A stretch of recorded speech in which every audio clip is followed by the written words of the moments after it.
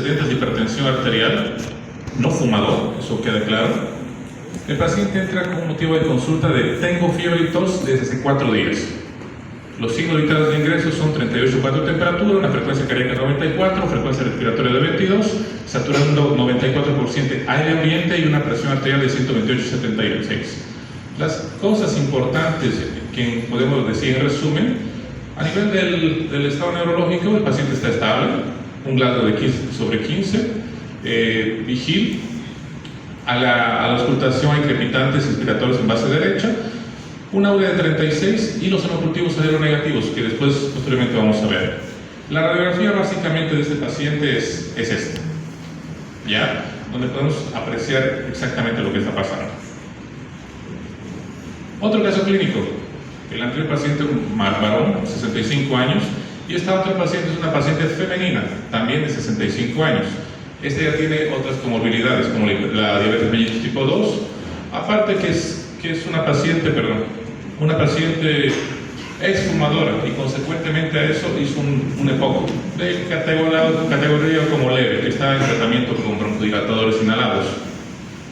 Los signos vitales de ingreso, una temperatura febril de 39 grados, una frecuencia cardíaca de 115, una frecuencia respiratoria de 34, saturando 88% y una presión arterial de 118/70. Entre lo llamativo de todo lo que se puede ver es paciente desorientada. Esta paciente ya tiene alteración del estado de conciencia con un grado deteriorado de 14. A la auscultación, un soplo tubárico en pulmón izquierdo, una urea de 58 ya incrementada y un lactato de 2. Acá vemos una imagen que es muy similar a la previa, pero en mayor expansión. Y por último vamos a ver un caso clínico de otro paciente también de 65 años. Este paciente, igual varón, antecedentes patológicos de diabetes mellitus, mal controlada, una insuficiencia cardíaca, paciente con EPOC severo, y este paciente ya es traído por sus familiares, no viene por cuenta propia a diferencia de los otros. Los signos vitales de ingreso, febril, taquicárdico, taquipneico, hipoxémico, hipotenso, todo prácticamente alterado. En cuestión a su revisión, vemos es un paciente séptico, es un paciente clásico séptico, con un Glasgow deteriorado de 11, la piel hipoperfundida, filia, una urea de 96 bastante incrementada, un lactato de 5.8 y a la gasometría una acidosis severa metabólica de 7.28 de pH. Hemos ido viendo prácticamente 3 pacientes de 65 años que han ido de acuerdo a la severidad diferente. ¿Qué hacemos con esos pacientes? Lo que pretendo en esta charla es que ustedes sepan distinguir la gravedad del paciente. Lamentablemente la medicina es muy subjetiva. ¿Qué quiere decir eso? Que lo que para mí este paciente, por ejemplo, esta paciente podría manejar de forma ambulatoria y lo catalogo como leve, otro, cualquiera de ustedes como colegas, podría catalogarla como severo y necesita hospitalización. Nosotros tenemos que dejar esa subjetividad y volver objetivo lo subjetivo, y para eso existe una serie de escalas que nos van a permitir catalogar y discernir qué paciente necesita qué y qué conducta hacer con eso. Ese es el objetivo de esta charla prácticamente. Bueno, vamos a avanzar rápidamente en un poco de epidemiología de la neumonía en la comunidad. Perdón, yo soy el que me muevo, pero tengo que estar con la cámara.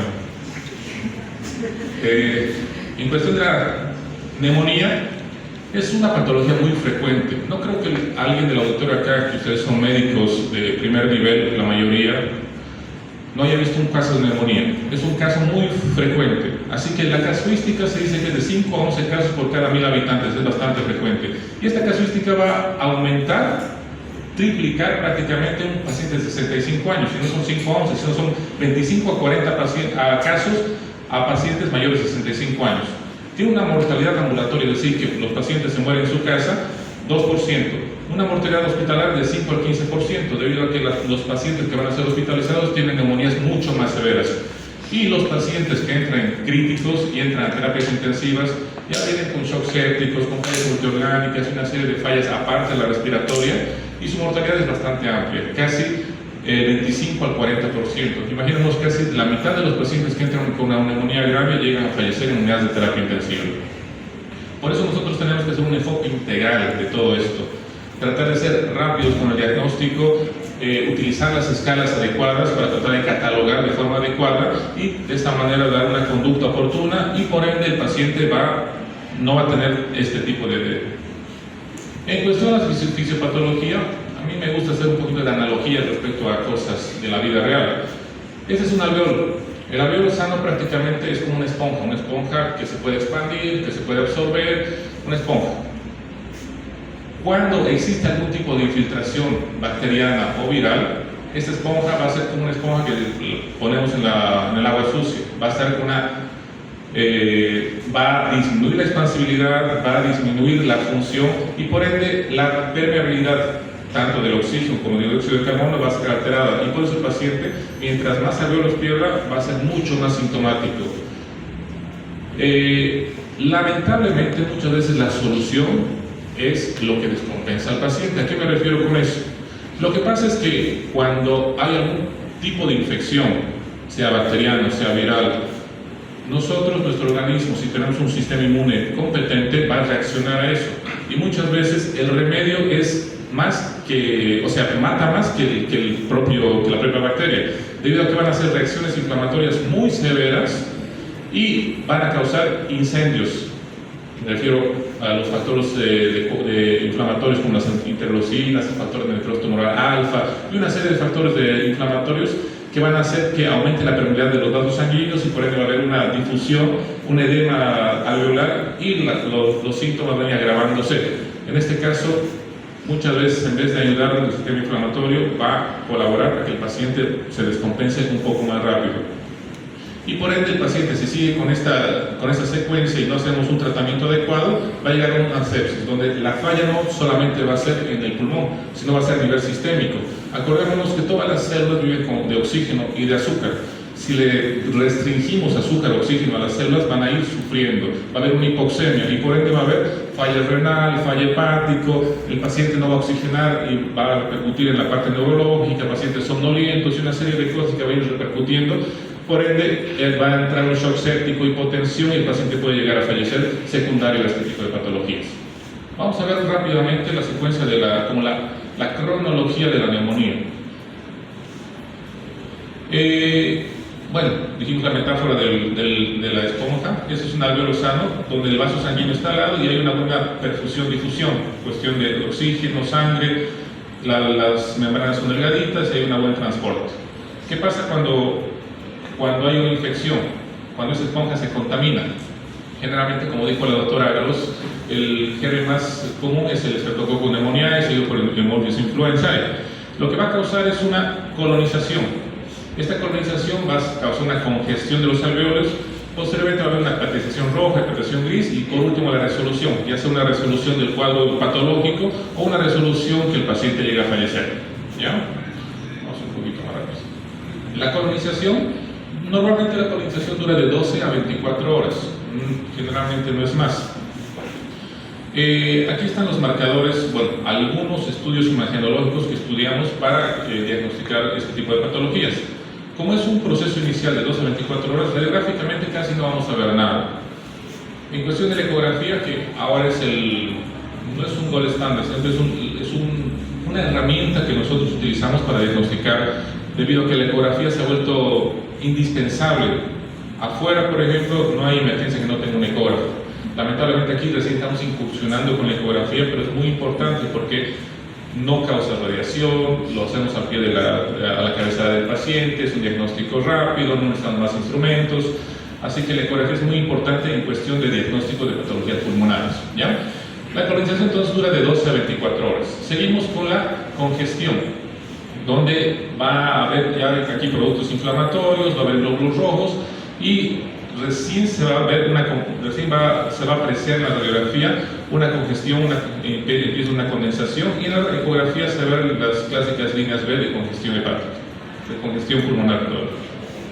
Después la hepatización roja, que dura de 48 a 72 horas, la hepatización gris, estoy tocando eso un poquito rápido porque vamos a abarcar más que todo la práctica que otra cosa. La hepatización gris, que dura de 4 a 8 días, y por último, aquí como ven ya está, la condensación es mucho más amplia, es la hepatización roja. Aquí se veía en la ecografía una imagen similar a un hígado. Los que hacen ecografía seguramente están es una imagen similar a un hígado, pues una condensación del hígado prácticamente, una hepatización del pulmón.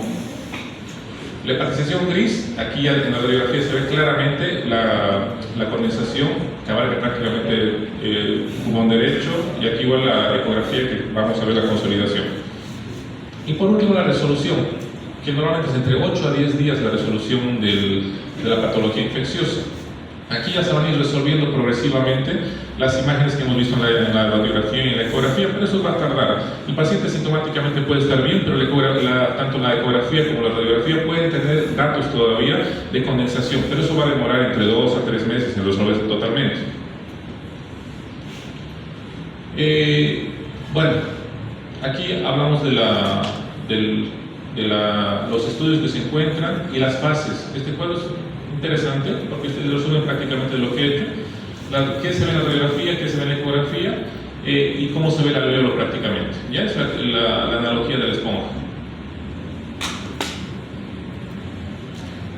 Como cualquier órgano infectado, tiene sus gérmenes típicos.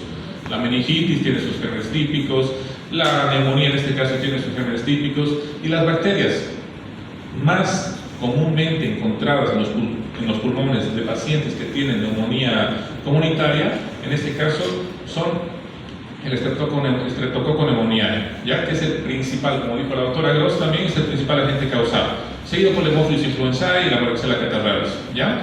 Hay que ver en este caso el perfil del paciente. Es diferente si un paciente tiene alguna comorbilidad respiratoria, como el EPOC, tabaquismo, va a variar un poco la etiología del paciente. Hay los gérmenes atípicos que también se ven en pacientes, en otro tipo de pacientes, que son Mycoplasma, Clamidia y la Legionella. El perfil de ese paciente que tiene gérmenes atípicos generalmente son adultos jóvenes, sin comorbilidades, y tiene una presentación subaguda, a diferencia de esta que es una presentación más aguda. Y también vemos neumonías comunitarias virales, que son más que todo como infecciones. Esto prácticamente, si tiene una neumonía viral, que ahora la doctora Gross un poquito, son como que van calentando el pulmón para que vengan esas infecciones bacterianas. Por eso es muchas veces recomendable, que vamos a ver después, ante pacientes que tengan infecciones virales, neumonías virales, dar un tratamiento antibiótico paralelo a eso. Ya voy a tocar ese tema en un ratito más, ¿ya? En cuestión de las manifestaciones clínicas, sabemos todos la clínica de una neumonía: fiebre, tos, malestar general, sintomatología constitucional, pero eso va a variar un poquito en cuestión si es un paciente joven o es un paciente ya anciano. En cuestión de los pacientes jóvenes es una sintomatología prácticamente clásica, ¿no? Va a haber fiebre, va a haber tos productiva con esputo purulento y debido a la inflamación de la pleura va a haber un dolor torácico pleurítmico o taquipnea. Y a la exploración, a la ocultación va a haber los hallazgos típicos, ¿no? A diferencia de los pacientes que son añosos, en adultos mayores de 60 años, lo que va a pasar, va a haber otro tipo de alteraciones. Esto no excluye que sus pacientes tampoco tengan estos, pero los pacientes se ha visto que están más involucrados los siguientes síntomas en pacientes que son añosos, como son la alteración de estado de conciencia, debido a que, como les dije anteriormente, el cerebro, las células del cerebro viven de oxígeno y de azúcar.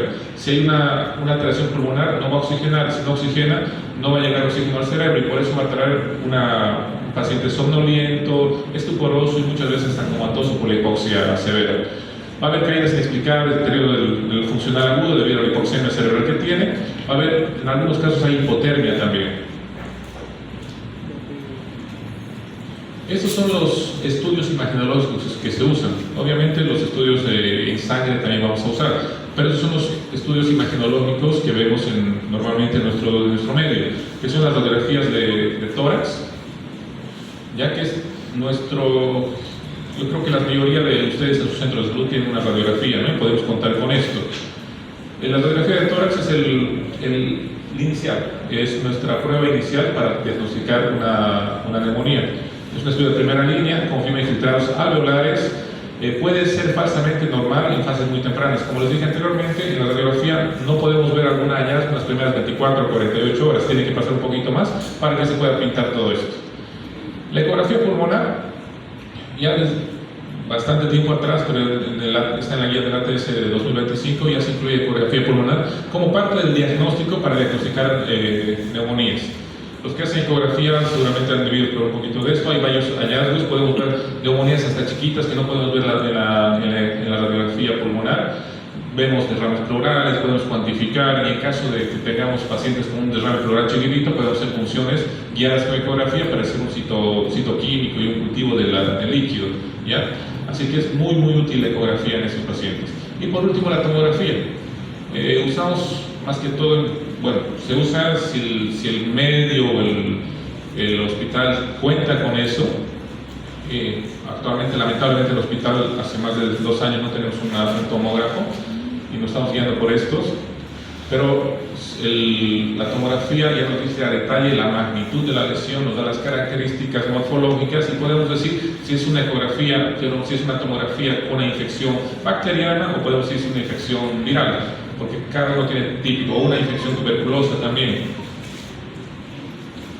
En cuestión de los laboratorios, no voy a hablar tanto del hemograma, que ustedes ya lo conocen bastante bien, no voy a tocar ese tema, sino que algunos biomarcadores que son productos de reactancia aguda que nos dicen si hay un paciente con infección. Muchas veces pacientes vienen con una insuficiencia respiratoria, pero no es infecciosa, puede ser cardíaca, y para diferenciar cada uno de esos podemos pedir los biomarcadores. Lamentablemente en nuestro seguro, en nuestro medio no tenemos, y son algunos costosos, pero el principal es la procalcitonina, ¿ya? La procalcitonina. Después tenemos el PCR, y en los hospitales también tenemos los cultivos, pero eso es para un diagnóstico etiológico. Lo que estamos tratando ahora son conductas empíricas a pacientes que entran a su emergencia o su consultorio con neumonía, cómo se diagnostica y cómo se empieza el tratamiento. Ya los hemocultivos tardan entre 5 días aproximadamente, si no es automatizado, para dar un diagnóstico etiológico preciso y nosotros que podamos dar un tratamiento más adecuado. Ya, pero quédense con la procalcitonina, el principal biomarcador. En cuestión de los cultivos, a todos los pacientes hacemos cultivos, de tanto hemocultivos como cultivo de esputo. No. Si es un paciente que tiene escalas bajas de CURP 65 o CRB 65, no damos. Si es un paciente estable, no le pedimos ni hemocultivo ni cultivo de secreción bronquial. Pero si es un paciente hospitalizado, tampoco no solicitamos a todos. Solamente si tiene una neumonía grave, si entra a terapia intensiva. Si tiene alguna sospecha de una sobreinfección meticilino resistente o una sobreinfección con pseudomonas sospechosa en pacientes añosos, pacientes que han sido hospitalizados recientemente, pacientes que han tenido antecedentes de infecciones similares, o pacientes que han usado antibióticos previamente. En esos pacientes sí hay que pedir cultivos, o sea, no a todos hay que pedir cultivos. Estratificación de riesgo, herramientas de decisión. Como dije, lamentablemente todo es muy subjetivo y estas escalas sirven para objetivizar lo subjetivo. Las principales escalas que sirven para tratar de objetivizar una neumonía comunitaria son que es el más conocido, el CURP 65, algo que sale que es mucho más fácil, el CRB 65, que prácticamente le sacamos la U al CURP 65, o sea, le sacamos la URI al CURP 65 y la CRB 65. Otras escalas un poquito más específicas, que son la PCI, y los criterios de ATS y la ILITSA, que requieren un poquito más de recursos. Lo que se intenta con esto, si nosotros estamos en un hospital de tercer nivel o un hospital de segundo nivel, donde tenemos los laboratorios adecuados para poder hacer todo, obviamente preferimos hacer esto, que son más exactos, más precisos, nos indican qué gravedad tiene el paciente y nos dan mucho más datos. Pero si estamos en un centro donde no tenemos un laboratorio adecuado, o TARA, o cualquier otra que siempre pasa en nuestro país, usamos el CURP 65 o el CRB. El CRB 65 se usa más que todo en provincias donde no tenemos laboratorio. Debido al el CURP 65 son 4 criterios clínicos, donde está la edad, la frecuencia respiratoria, la presión, el nivel de conciencia, pero esta U es de la urea. Y si no tenemos laboratorios no podemos hacer. Y por eso nació esta CRB 65, donde no utiliza la urea. Es mucho más rápido, pero también no tiene la misma sensibilidad. ¿Ya? Voy a tocar un poquito más con ejemplos todo eso. ¿Cuándo se interna un paciente? ¿Cuándo tenemos que internar un paciente? Esta decisión tiene que ser lo más rápido posible. Dice 5 minutos, pero generalmente no tardamos así porque nuestro sistema no trabaja así. Cuando manejamos un paciente ambulatorio cuando tenemos CURP 65 de 0 a 1. Vamos a ver cómo se saca el CURP 65 con ejemplos. Una PCI clase 1 a 2, una saturación de oxígeno mayor a 92. En este caso, manejamos al paciente con manejo ambulatorio. Obviamente, los pacientes están con clínica de neumonía, tienen radiografía de neumonía y las escalas, como mencioné. En estos casos, damos un soporte ambulatorio. Solamente se controlan signos vitales, hay que ver si tolera bien la vía oral para que se vaya a la casa, si no está con estado confusional, hay que dar un soporte y más que todo informar bien al familiar en caso de que sea un paciente añoso, ¿no? ¿Cuándo se hospitaliza? En salas. Cuando tiene un CURP 65 mayor a 2. En este caso de 0 a 1. Cuando se hospitaliza en sala, cuando tiene un CURP 65 mayor a 2 o un PCI clase 4, clase 5. En esos pacientes ya va a haber una hipoxemia documentada. El oxímetro ya va a marcar menor a 92, 90. Va a haber incapacidad de autocuidado, deshidratación. O sea, es un paciente anciano que vive solo o bien una pareja de ancianos que viven solo. En este caso sí hay que hospitalizar. Paciente que tiene deshidratación grave, tiene intolerancia a la vía oral, o ya este paciente estaba en este entorno, le hemos dado tratamiento ambulatorio, pero no ha habido mejoría. En este caso sí hospitalizamos también. Y por último, ¿cuándo entra a terapia intensiva o unidad de cuidados intensivos? Cuando tiene un CURP 65 elevado, un criterio de INSA, ¿dónde está? Ya usamos esta escala, SMART-COP, cuando es mayor a 3. Esos pacientes ya vienen, los puede reconocer cualquiera, son pacientes comprometidos, son pacientes diaforéticos, hipoxémicos, con alteración del estado de conciencia, taquipnéicos, muchas veces comatosos. Estos pacientes sí o sí son reconocibles a simple vista, no necesitamos hacer muchos estudios para decir lo grave que están. Hay coinfecciones virales y bacterianas. Ahora el dilema es, si nosotros vemos un paciente con una neumonía, le iniciamos un tratamiento antibiótico, le hacemos los laboratorios y sale que es una infección viral, ¿suspendemos o no suspendemos el antibiótico? Eso es un poquito controversial.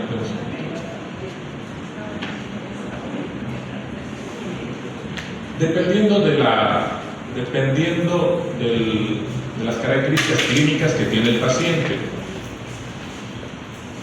Si es un paciente que hemos iniciado un antibiótico y en los laboratorios vemos que es una infección viral, si es un paciente estable, ambulatorio, sin comorbilidades, no es necesario dar antibióticos. Podemos suspender antibióticos en ese paciente. Pero a diferencia, si es un paciente ambulatorio que tiene comorbilidades, con comorbilidades me refiero a enfermedades crónicas como diabetes, hipertensión, más que todo descompensadas, en este caso mejor es continuar con el antibiótico y hacer paralelamente su antiviral, o celtamivir o lo que esté usando el paciente de acuerdo a la infección viral que tenga. Y los pacientes hospitalizados en terapia, por más que salga infección viral confirmada, hay que continuar el antibiótico, porque los pacientes de terapia intensiva están en una sala sucia, son pacientes que están con los vecinos con pseudomonas, inecto, klebsiella y todo eso, y es mejor cubrir. Ahora, eso es un punto importante, el tratamiento empírico. ¿Qué tratamiento tenemos que empezar? Empírico, nosotros no sabemos exactamente el agente causal, porque si le tomamos cultivo, mínimamente en los mejores de los lugares vamos a tener resultado a los 3 días, o si es un cultivo automatizado a las 24 horas. Pero tenemos una tinción de Gram que puede ser inmediatamente, pero vamos a nuestra realidad. En un paciente sano, sin comorbilidades, o sea, no tiene ninguna enfermedad, no tiene riesgos, y no ha usado antibióticos, nuestra opción A sigue a ser la amoxicilina a dosis altas. Generalmente damos 1 gramo cada 8 horas de amoxicilina, o también podemos dar doxiciclina, generalmente 100 cada 12 horas. Podemos empezar a esto, que es la base, se podría decir. Son pacientes sanos, sin comorbilidades. Antes usábamos bastante macrólido como monoterapia, ahora básicamente no se usa macrólidos como monoterapia, generalmente asociamos, ya no está indicado como monoterapia, solamente si hay algún tipo de resistencia. Vamos al otro extremo, que son los pacientes que sí tienen comorbilidades, tanto respiratorias como sistémicas, en este caso falla cardíaca, EPOC, alguna neoplasia o que tiene algún dato de inmunosupresión. En este caso, la combinación de amoxicilina ácido clavulánico es de primera instancia, o se puede asociar a una cefalosporina de segunda o tercera generación, o asociada a un macrólido. Aquí se puede dar una ceftriaxona, aquí una acetilclaritromicina, o le podemos asociar una doxiciclina. Puede ser toda esta asociación, o también podemos dar fluoroquinolonas como la levofloxacina, el moxifloxacino a dosis única, ¿no? Que también va bastante bien. Esos son tratamientos empíricos. Ya después, si son pacientes que tienen algún riesgo de sobreinfección, podemos añadir vancomicina, o son pacientes que están hospitalizados y ahora lo manejamos como una infección, una neumonía intrahospitalaria, que es otro tema de eso. Ahora estamos hablando solamente de neumonía asociada a neumonía comunitaria, ¿no? Acá también hay que hacer escalamiento. Es importante el escalamiento, tratar de dar lo menos necesario, menos es más en este caso. El tratamiento empírico es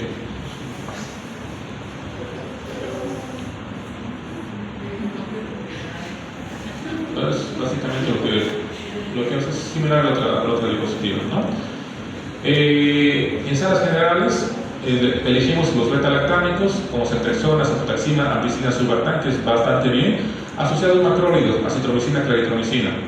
Si tienen alergias podemos dar levofloxacina. En sala de terapia intensiva ya tenemos que manejar con antibióticos de amplio espectro. Usamos la ceftriaxona, usamos macrólidos y levofloxacina, básicamente similar.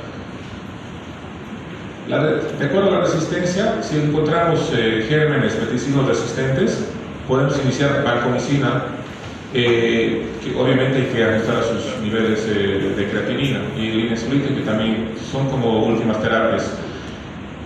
Lo ideal es siempre tratar de identificar el germen, y la única forma de identificar es a través de un cultivo. Si el paciente tiene riesgo de sobreinfección con pseudomonas, siempre agregar antipseudomónicos como la pipetazo, cefepime o meropenem impenem. Los corticoides. ¿Se usa corticoides o no se usa corticoides en pacientes con neumonía comunitaria? Bueno, en la guía 13 de 2025 no tenemos que dar corticoides cuando la neumonía es leve. Una neumonía leve no se usa corticoides, no se usa cuando son neumonías de origen viral tampoco. En NAC grave, no administrar de rutina, riesgo de hiperglucemia sin beneficio de mortalidad. Generalmente los pacientes que vienen con neumonías graves tienen ya enfermedades de base, hipertensión, diabetes. Recordemos que los corticoides aumentan el azúcar y aumentan la presión arterial y pueden ir en contra del paciente más que los beneficios. Entonces, una neumonía grave solamente en casos específicos. NAC grave en terapia intensiva sí está sugerido, porque esta neumonía grave está con un shock séptico. En el manejo del shock séptico en la guía sobreviviendo a la sepsis, ya desde bastantes años atrás, como protocolo de manejo de la hipotensión secundaria a la sepsis, está la hidrocortisona. Su hidrocortisona una dosis de 50 miligramos cada 6 horas, que también va a ser beneficioso para este tipo de dosis, porque hay un aumento de los factores inflamatorios y por eso la hidrocortisona va a hacer que mejore esto. En shock séptico refractario también se debe usar. En cuestión de la oxigenoterapia, es de acuerdo a la evolución del paciente, ¿no? Desde respiración espontánea sin dispositivos hasta ventilación automática, pero una asistencia ventilatoria mecánica, intubación. Así que depende de la clínica del paciente el dispositivo que va a usar. ¿Cuánto tiempo tenemos que dar los antibióticos? Es importante también este punto. Antes, bueno, lamentablemente actualmente seguimos usando esquemas muy prolongados, pero lo ideal y lo recomendable es la regla de los 5. 5 días es suficiente dar antibiótico a una neumonía leve o neumonía moderada. Es muy dependiente de la evolución del paciente. Si un paciente con tratamiento está estable, mejora la hipoxemia, los glóbulos blancos disminuyen, no necesita oxígeno, no hay muchas secreciones, suficiente con 5 días. Pero si es un paciente que no va bien, o el antibiótico no es el correcto, o hay que prolongar un poquito más el tratamiento. Ya sé que un término adecuado son 5 días. Generalmente si es una leve, una ambulatoria de 1 a 3 días es suficiente para que demos un tratamiento adecuado. En cuestión, si es más de 5 días, generalmente está reservado en pacientes con neumonías graves, bacterianas, patógenos resistentes. En este caso podemos dar hasta 14 días o un poquito más, dependiendo del agente causal. Pero acuérdense que el tratamiento básicamente recomendable es suficiente 5 días. ¿En qué pacientes damos de alta? ¿Qué pacientes consideramos estables? Los pacientes que consideramos estables básicamente son pacientes que tienen una temperatura, que están normotérmicos, pacientes que tienen frecuencias cardíacas normales menores a 100, pacientes que tienen frecuencias respiratorias normales menor a 24, sus presiones están estables, la saturación de oxígeno es mayor a 90, sin oxígeno obviamente, y no tiene ningún tipo de alteración mental. Esos pacientes pueden ser considerados suspender la medicación y darle de alta. ¿Ya? Bueno, vamos a hacer unos pequeños ejemplos prácticos acerca de las escalas que les mencioné. En un paciente que llega a su emergencia, pídanle siempre urea, ¿ya? Para hacer este tipo de escalas. En este caso vamos a ahondar un poquito más acerca del CURP 65. El CURP 65 es este, ¿ya? CURP, la C de confusión. Si es un paciente estable, como en este caso es un paciente estable, está despierto, colabora con signos vitales estables, tiene un CURP de 0. Pero si hubiera algún tipo de alteración del estado de conciencia, somnolencia, estupor, desorientación, ponemos un 1. En cuestión del urea, aquí está milimoles, pero nosotros usamos miligramos por decilitro. En este caso son más de 40 miligramos por decilitro de urea, ya ponemos un 1. La frecuencia respiratoria, si nuestro paciente está muy taquipneico, mayor a 30 respiraciones por minuto, calificamos como 1, y si está menor a 30, como 0. En cuestión de la presión arterial sistólica, si tiene una presión sistólica menor a 90 o una diastólica menor a 60, calificamos como 1. Si está mayor a esto, 0, como está acá. Si el paciente, el 65 es de la edad, si es un paciente mayor a 65 años, calificamos como 1. Si es menor a 65, como 0. En este caso es un paciente joven que no está confundido, su urea está normal, tiene una frecuencia respiratoria normal, tiene una presión normal y una edad menor a 65, así que tiene un CURP 0. Sí tiene una neumonía, pero tiene un CURP 65 de 0, así que no es un paciente de riesgo. ¿Qué hacemos con ese paciente? Lo manejamos de forma ambulatoria. A diferencia de este paciente, que es un paciente anciano, tiene confusión, 1. Tiene una urea mayor a 40, 1. Tiene una frecuencia respiratoria mayor a 30, 1. Una presión arterial sistólica menor a 90, una diastólica menor a 60, 1. Y una edad mayor a 65, 1. Tiene un CURP 65 de 5. Así que es un paciente de mucho riesgo. Este paciente directamente tendría que ir a una unidad de cuidados intensivos para que sea intervenido, intubado, ventilación no invasiva, lo que se tenga que hacer para tratar de oxigenar bien a este paciente. ¿Ya? En este caso, con un CURP de 0, la mortalidad es baja, de 1 a 1.5 más o menos. Y en cambio, un CURP de 5 es entre casi un poquito más del 50% en estos casos, dependiendo de las comorbilidades del paciente. Los puntajes de calificación son, cuando un CURP 65 es de 0 a 1, es un riesgo bajo, mortalidad hasta 1.5. Cuando el puntaje es 2 puntos, o sea, 2 de estos están positivos, la mortalidad es 9.2. Pero cuando están los dos, de 3 a 5, la mortalidad es mayor. Decisiones vitales, escalas de neumonía. Hay que aprender a decir dónde debe internarse el paciente, y eso lo hacemos gracias a las escalas.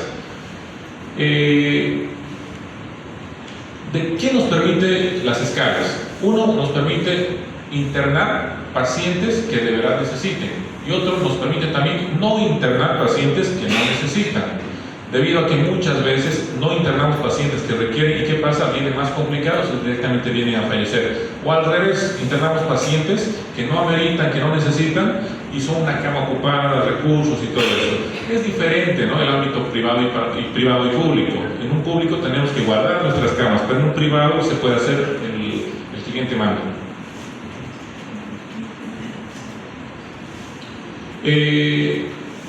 Bueno, antes los riesgos que tenemos son pacientes que necesitan internación y no lo internamos, tienen alto riesgo de insuficiencia respiratoria en su domicilio, choque séptico, falla multiorgánica y muerte.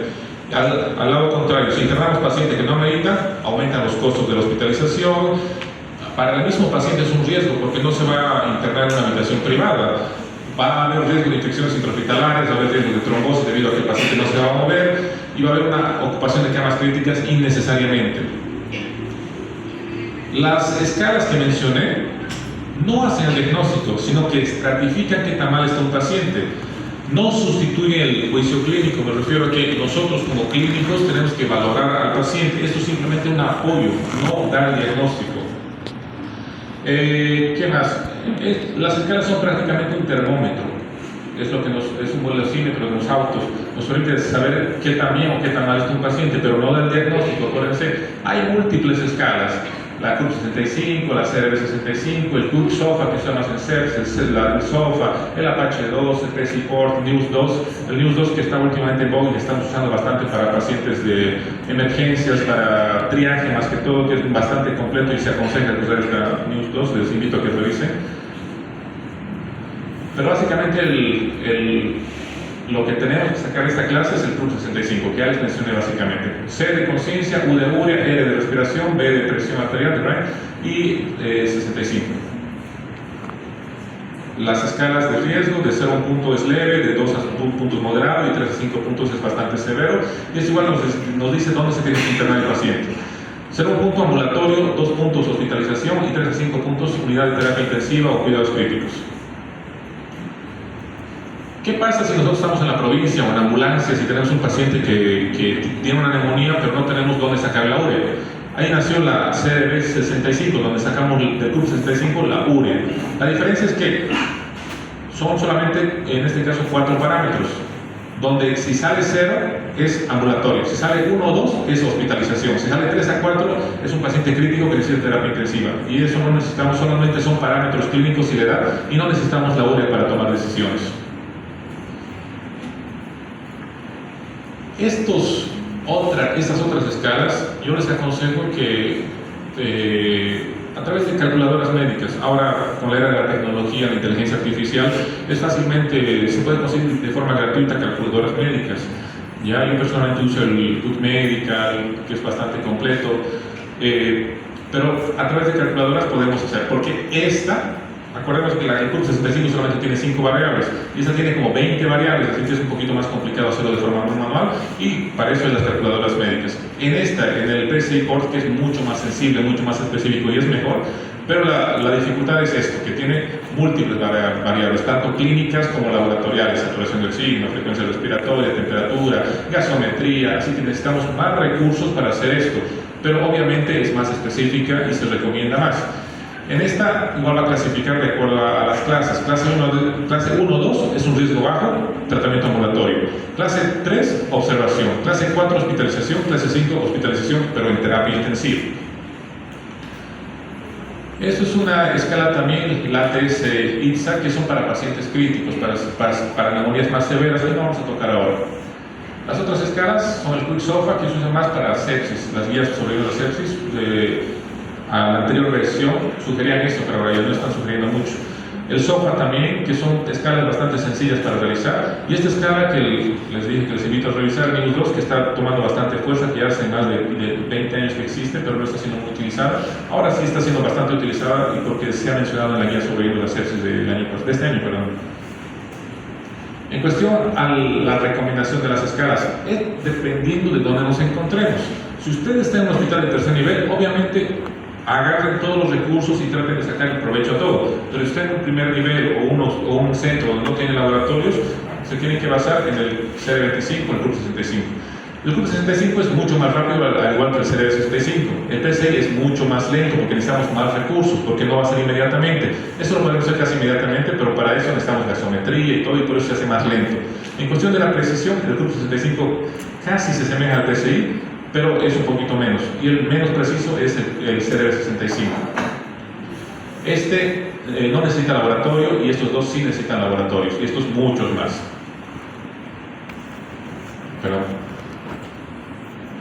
Entonces, esto básicamente es un algoritmo práctico de decisión que es bastante sencillo, ¿no? Un paciente que clínicamente tiene neumonía, tos, expectoración, a la auscultación igual se encuentran datos de neumonía. Aplicamos el CUP 65, si es un CUP 65 de 0 a 1 es un paciente que tiene una neumonía leve a casa con tratamiento. Si tiene un CUP 65 mayor a 1, hospitalización. Si tiene mayor a 3, hay que hacer esta escala. Ahí nos va a decir qué tan riesgoso es el paciente y de acuerdo a esta escala vamos a ver si necesita hospitalización en salas o tiene que pasar terapia intensiva. Bueno, vamos a... Este es otro caso clínico.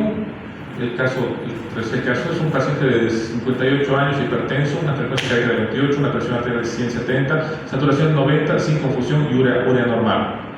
Cálculo. Entonces, con todos los datos que nos da acá, tiene un CURP-65 de 0. Este paciente podemos manejar de forma ambulatoria, nos autoriza. Acuérdense que las escalas no diagnostican, no van a sustituirnos a nosotros, pero sí aplicadas de forma correcta son unos aliados que nos permiten actuar de forma oportuna y con el respaldo que se merece, ¿no? Aquí es otro CURP-65 que vamos a pasar, y aquí los casos clínicos que presenté al principio, ya estamos por terminar. Esos son los casos clínicos que les presenté al principio, que es el paciente de 65 años, masculino, hipertensión arterial controlada y es no fumador. Los signos vitales que les mencioné anteriormente, y el estado, un estado neurológico normal, un grado de 15/15, sí tiene datos de neumonía con crepitantes, una ORIA normal y hemocultivos negativos. Así que ese paciente está estable, una radiografía que tiene una imagen sin una neumonía, pero el hecho de que esta imagen se vea no significa que es un paciente crítico. Hay que englobar a todo el paciente. En resumen, este paciente está en el área verde, ¿ya? Es un paciente estable que podemos dar tratamiento ambulatorio. Esta paciente ya tiene, a diferencia del otro paciente, tiene la misma edad, es femenina, pero ya tiene bastantes datos signos vitales alterados. Tiene una temperatura, hipertermia, taquicardia, y taquipnea, desaturación, hipotensión, y además está con alteración del estado de conciencia, ¿ya? Una ORIA elevada y tiene un lactato normal. Este paciente ya se cataloga como otra escala, es un puntaje 3, ¿ya? Así que esta paciente se cataloga como una neumonía grave con insuficiencia respiratoria hipoxémica, que está con indicación de valoración por terapia intensiva, y lo más probable es que un paciente que tenga que complicarse y requiere de intubación. Y el último paciente, que es el más crítico, aquí vemos compromisos bilaterales pulmonares, que tiene antecedentes de POC, diabetes, insuficiencia cardíaca, o sea, tiene mucha carga de patologías, signos vitales totalmente alterados, paciente séptico. En este caso, nuestra puntuación va a ser de 5 del CURP-65, y estos pacientes sí tienen que ser manejados en una unidad especializada de terapia intensiva, en este caso con antibióticos de amplio espectro, cuidado, y lo más probable es que necesite intubación de acuerdo a la gasometría que saben, ¿no? Aquí está el perfil de los 3 pacientes. Los 3 65 años, pero los 3 con diferente conducta. Un paciente de alta de conducta ambulatoria, uno hospitalizado que está a un paso de terapia intensiva y otro que va directamente a terapia intensiva. Vemos que las escalas nos sirven bastante.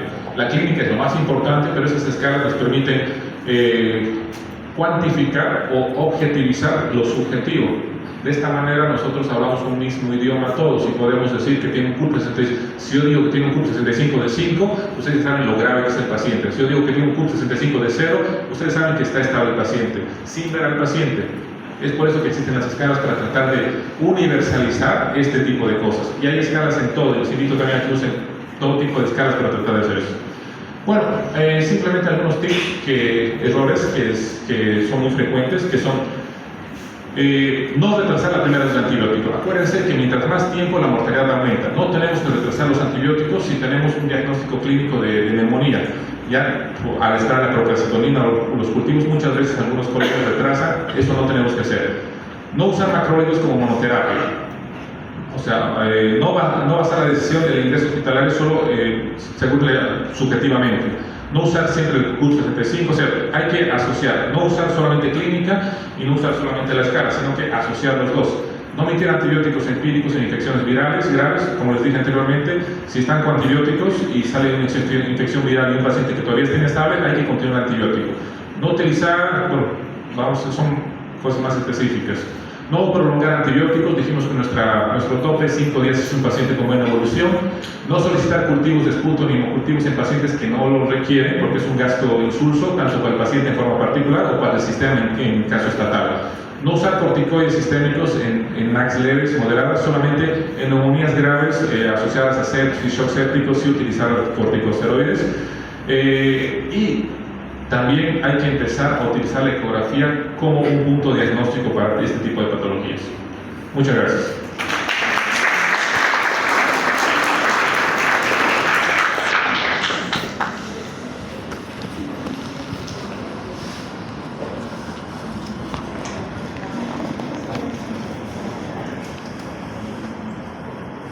Muchísimas gracias. Agradecemos siempre las oportunidades que conocimiento. La actualización no es una opción, es nuestra responsabilidad con el paciente. En el caso de que son un paciente, como su primer paciente de grado 1, sea un diabético, realmente no está bien controlado, muchas veces hipertenso, cambia ya estos factores de riesgo a la amoxicilina clavulana que usted decía. Ahora también hay que controlar de repente el factor tasa de filtración, ¿no? Si está por daño renal, algo así, cambia la terapia. Sí, la terapia tiene que ser individualizada de acuerdo a las comorbilidades que tiene. Si es un paciente renal que está con una terapia dialítica sustitutiva, hay que dosificar de acuerdo a eso. Lo que hemos mostrado aquí son terapias empíricas, pero ya si es un paciente un poquito más complejo, un paciente que tiene más comorbilidades o no tiene una patología de base bien estable, hay que ser un poquito, en este caso, un poquito más agresivos respecto al tratamiento, al antibiótico, hay que hacer un poquito más. Como digo, las reglas no están escritas en piedra. Hay que dar una terapia individualizada a cada paciente y sí son modificables de acuerdo, porque lo que manda aquí es la clínica del paciente y cómo se encuentra. Esto básicamente son como los tips de inicio, pero después hay que individualizar a cada paciente de acuerdo a todo lo que las comorbilidades, laboratorios y todo que tengan. Y sí se cambia, doctor, de acuerdo al paciente.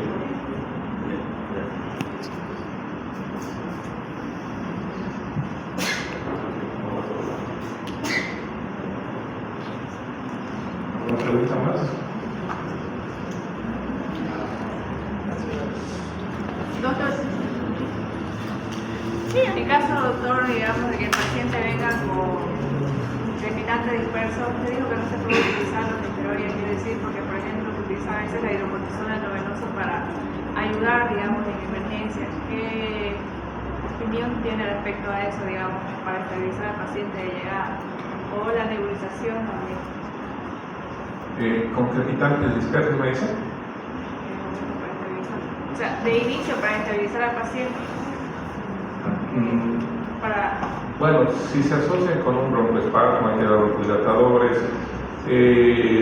Bueno, generalmente cuando son crepitantes bilaterales más se asocian a neumonías virales.